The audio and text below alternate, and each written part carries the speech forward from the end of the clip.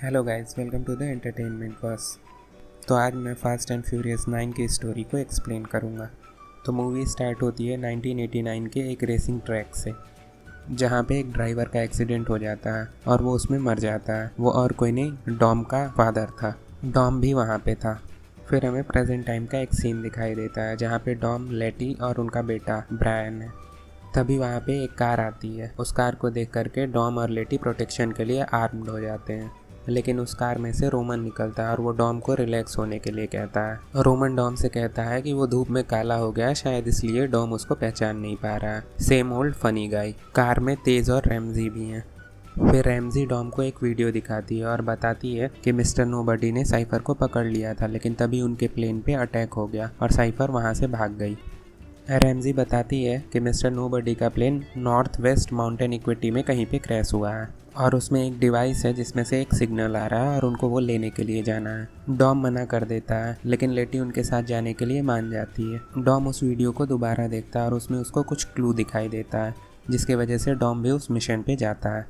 Mountain equity में वो plane crash की साइट पे पहुंचते हैं और उस डिवाइस को पा लेते हैं। तभी माउंटेन इक्विटी की आर्मी वहां आ जाती है और उन पे अटैक कर देती है। रैमजी बताती है कि आगे एक ब्रिज है, उस ब्रिज को क्रॉस करके वो माउंटेन इक्विटी की टेरिटरी से बाहर निकल जाएंगे और आर्मी उन पे अटैक करना बंद कर देगी।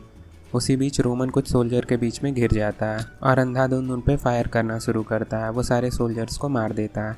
फिर डॉम और उसकी पूरी टीम वहाँ से भागती है। यहाँ जगह जगह पे लैंड माइन लगे हुए हैं और तभी हम देखते हैं कि दूर से कोई उन पे नज़र रखे हुए है। ये और कोई नहीं, डॉम का छोटा भाई जैकब ही है। जैकब का कैरेक्टर मूवी में जॉन सीना प्ले कर रहे हैं।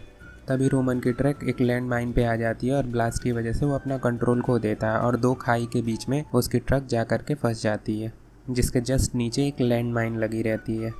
रोमन किसी तरह उस ट्रक में से बाहर निकलता है, लेकिन तभी वो ट्रक उस लैंड माइन पे गिर जाती है और एक ब्लास्ट होता है। तेज और रैमजी को लगता है कि रोमन मर गया है, लेकिन समहाउ रोमन सर्वाइव्स। इन्हीं सब फाइट के बीच में लेटी से वो डिवाइस गिर जाती है और जैकब उसको ले लेता है। रोमन, तेज और रैमजी उस ब्रिज को क्रॉस कर लेते हैं, लेकिन तभी वो ब्रिज टूट जाता है। जैकब एक मैग्नेटिक प्लेन की हेल्प से वहाँ से निकल जाता है और डॉम टूटे हुए ब्रिज की रस्सी में अपनी कार को फंसा करके दूसरे साइड पहुँचा देता है। फिर वो वहाँ से निकल जाते हैं और रास्ते में लेटी डॉम से पूछती है कि उसको पता था कि जैकब वहाँ पे है, और तब हमें यहाँ पे पता चलता है कि वीडियो में जो क्लू डॉम ने देखा था वो जैकब के बारे में ही था। फिर हमें वापस वही 1989 वाला फ्लैशबैक वाला सीन दिखाई देता है। वहाँ पे डॉम के साथ साथ डॉम का छोटा भाई जैकब भी था। डॉम का झगड़ा उस ड्राइवर से हो जाता है जिसने डॉम के फादर की कार को ठोका था, जिसकी वजह से डॉम को जेल जाना पड़ता है। जेल में वो लियो और सेंटोस से मिलता है। वो उसको कार के इंजन के बारे में कुछ बताते हैं, जिसके बाद डॉम को लगता है कि जैकब ने ही उनके फादर को मारा है। जेल से बाहर निकल के डॉम जैकब से मिलने के लिए जाता है। जैकब अब एक रेसिंग किंग बन चुका है। डॉम कहता है कि वो जानता है कि जैकब ने ही उनके पापा को मारा है। फिर डॉम जैकब को एक रेस के लिए बोलता है और एक कंडीशन रखता है कि अगर जैकब हार गया तो वह यहाँ से हमेशा के लिए चला जाएगा और कभी पलट के वापस नहीं आएगा। जैकब रेस हार जाता है और वो वहाँ से हमेशा के लिए चला जाता है। फिर हमें प्रेजेंट टाइम में जैकब दिखाई देता है। जैकब का एक बिजनेस पार्टनर है जिसका नाम ओटो है। जैकब ने ही साइफर को पकड़ के रखा हुआ है। जैकब साइफर से उस डिवाइस के सेकंड पार्ट के बारे में पूछता है, उसकी लोकेशन पूछता है। साइफर उसको लोकेशन दे देती है। दूसरी तरफ डॉम और उसकी पूरी टीम कैप्सियन सी में कहीं अपने एक हाइड आउट पे पहुंचते हैं। वहाँ पे डॉम अपनी पूरी टीम को बताता है कि जैकब आज जो कुछ भी है वो उसकी रिस्पॉन्सिबिलिटी है और वो उसको सही करेगा। तभी डॉम की सिस्टर मिया भी वहाँ पे आ जाती है और तब रैमजी बताती है कि जिस डिवाइस के पीछे जैकब है उसका नाम एरीज है और वो डिवाइस सैटेलाइट के थ्रू दुनिया के हर वेपन को कंट्रोल कर सकती है और उस डिवाइस के दो पार्ट हैं और उनको चलाने के लिए एक की ज़रूरत है। और तेज बताता है कि उस डिवाइस को चलाने के लिए जो की चाहिए, मिस्टर नोबडी ने उसका लिंक जिससे बताया है वो हान है। डॉम और उसकी पूरी टीम को लगता है कि हान की मौत का कनेक्शन इस डिवाइस से है। मिया और लेटी उस कनेक्शन का पता लगाने के लिए टोक्यो जाती हैं। डॉम जैकब को खोजने के लिए एक आदमी के पास जाता है। वो डॉम को बताता है कि जैकब लंदन में है। डॉम जैकब से मिलने लंदन जाता है। वहाँ जैकब डॉम को बताता है कि Dom is wrong about their past, लेकिन अब कोई फ़र्क नहीं पड़ता है क्योंकि जैकब अब बदल गया है, अब वो उसका भाई नहीं है। और जैकब अपनी गन निकाल लेता है, लेकिन तभी वहाँ पे पुलिस आ जाती है और वो डॉम को पकड़ लेते हैं। असल में वो पुलिस नहीं रहती है, वो डॉम की पार्टनर रहती है। ये सब डॉम का प्लान था क्योंकि उसको जेकब के फिंगरप्रिंट चाहिए थे और उस गन से डॉम को जेकब के फिंगरप्रिंट मिल गए जो फेक पुलिस ने जेकब से ली थी। दूसरी तरफ लेटी और मिया कुछ लोगों के बीच टोक्यो में फंस जाती हैं। तभी स्नाइपर से उन्हें कोई मार देता है। ये कोई और नहीं बल्कि हान ही रहता है और यहाँ हमें पता चलता है कि हान अभी मरा नहीं है। डॉम जेकब के पीछे जाता है जहाँ पे जेकब उस डिवाइस के दूसरे पार्ट को लेने के लिए गया हुआ है। वहीं पे तेज़ और रोमन को एक ट्रक मिलता है जिसके अंदर बहुत बड़ा इलेक्ट्रोमैग्नेट रहता है। वो उस ट्रक को ओपन करते हैं लेकिन तभी जेकब के गार्ड आ जाते हैं और वो तेज़ और रोमन को उसी ट्रक में बंद कर देते हैं। डॉम और जेकब के बीच में फ़ाइट होती है। डॉम रैमजी को कहता है कि वो उस ट्रक को ड्राइव करके ले आए। रैमजी ट्रक लाती है और डॉम को पिक करती है। जेकब एक कार से भागने लगता है लेकिन रैमजी ट्रक में लगे इलेक्ट्रोमैग्नेट को ऑन कर देती है जिससे जेकब की कार ट्रक से चिपक जाती है और डॉम और उसकी टीम जेकब को पकड़ लेते हैं और उसको अपने हाइड आउट में ले जाते हैं। तभी लेटी और मिया भी हान के साथ वहाँ पे पहुँच जाते हैं। हान के साथ एक लड़की भी रहती है। दूसरी तरफ ओटो जो जेकब का पार्टनर है वो जेकब को छुड़ाने के लिए प्लान बनाता है और वहीं पे साइफर उसको मैनिपुलेट करती है। रोमन हान से पूछता है कि वो उस एक्सीडेंट को सरवाइव कैसे कर गया। फिर हान बताता है कि टोक्यो जाने के बाद मिस्टर नोबडी उसके पास आया था और उसके बाद से वो मिस्टर नोबडी के लिए ही काम कर रहा था।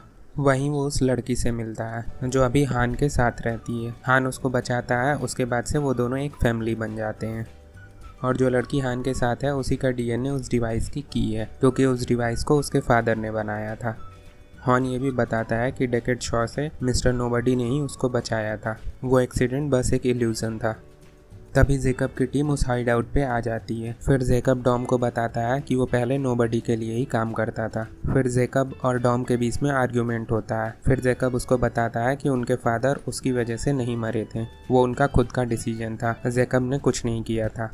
फिर डॉम को अपनी गलती का रियलाइज़ होता है कि उसने जेकब को कैसे ट्रीट किया था। लेकिन जेकब वहाँ से गुस्से में चला जाता है और उस लड़की को भी अपने साथ ले जाता है जो उस डिवाइस की है और वहाँ अपने कुछ आदमियों को छोड़ जाता है। तभी रैमजी इलेक्ट्रोमैग्नेट ऑन कर देती है जिससे उनको भागने का मौका मिल जाता है और उसी बीच डॉम कुछ आदमियों के बीच में फंस जाता है। उनके बीच में फ़ाइट होती है। डॉम पानी में गिर जाता है। वो डूबने ही वाला होता है लेकिन लेटी आकर के उसको बचा लेती है। रैमजी अपनी पूरी टीम को बताती है कि अब जेकब को रोक पाना मुश्किल है क्योंकि उसके पास डिवाइस भी है और उसकी की भी। उनके पास जेकब को रोकने के लिए उतना ही टाइम है जितना टाइम वो डिवाइस उस सैटेलाइट से कनेक्ट होने में लेगी। डॉम रोमन और तेज को स्पेस में जाने के लिए कहता है, उस सैटेलाइट को डिस्ट्रॉय करने के लिए। रोमन और तेज स्पेस में जाते हैं एक कार की हेल्प से। Can you imagine a car trapped in rocket engine. Jacob उस डिवाइस को एक्टिवेट कर देता है और वो एक आर्मर्ड ट्रक में जाने लगते हैं जिसके साथ हैवी आर्म व्हीकल्स का सपोर्ट भी है। डॉम और उसकी पूरी टीम जेकब की टीम का पीछा करती है। इस बार डॉम की पूरी टीम की कार्स में इलेक्ट्रोमैग्नेट्स लगे हुए हैं जिससे वो जेकब की टीम की कार्स को डिस्ट्रॉय करते हैं। रैमजी बताती है कि डिवाइस को रोकने के लिए उसे ट्रक के अंदर जाना पड़ेगा। तभी जेकब डिवाइस को सैटेलाइट से रिकनेक्ट करने के लिए ट्रक के ऊपर आता है लेकिन ओटो जो जेकब का पार्टनर है वो एक गार्ड को जेकब को मारने के लिए भेजता है और वो जेकब को बताता है कि अब उसको नई बिजनेस पार्टनर मिल गई है यानी कि साइफर। जेकब और उस गार्ड में लड़ाई होती है जिसमें जेकब ट्रक से गिर जाता है लेकिन डॉम की हेल्प से लेटी जेकब को बचा लेती है और जेकब को वहां से जाने के लिए कहती है लेकिन जेकब डॉम की हेल्प करता है उस ट्रक को रोकने के लिए। दूसरी तरफ रोमन और तेज उस सैटेलाइट को डिस्ट्रॉय कर देते हैं। जेकब और डॉम उस ट्रक को रोक लेते हैं। डॉम उस ट्रक के अंदर जाता है और उस डिवाइस को डिस्कनेक्ट करके अपने पास रख लेता है लेकिन तभी साइफर गुस्से में डॉम और उसकी टीम पे प्लेन से अटैक कर देती है। साइफर ट्रक पे मिसाइल लॉन्च करती है जिससे ट्रक क्रैश हो जाता है और वो प्लेन से टकरा जाता है जिससे प्लेन भी डिस्ट्रॉय हो जाता है। फिर हमें पता चलता है कि साइफर प्लेन के अंदर नहीं थी बल्कि वो एक ड्रोन प्लेन था। साइफर कहीं और से ही उसको ऑपरेट कर रही थी। फिर डिवाइस डॉम पा जाता है और जेकब वहाँ से चला जाता है। Happy ending.